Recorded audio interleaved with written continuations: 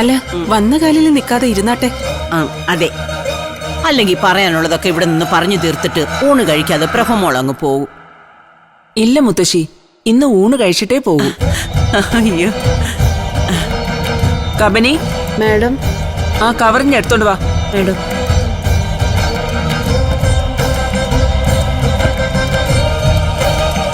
ഇതാ മാഡം. മോൾ അമ്മ ആദ്യേ കാണുമല്ലേ? ഒരു സമ്മാനം, ചുരിദാറാ.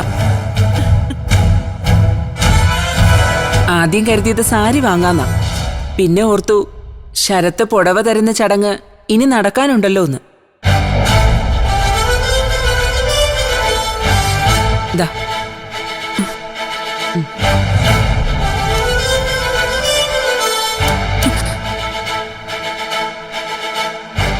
മോക്ക് സന്തോഷായില്ലേ?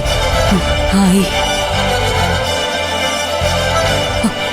അമ്മയ്ക്ക് വേണ്ടി ഒരു കോടി ഞാനും വാങ്ങിക്കുന്നുണ്ട്.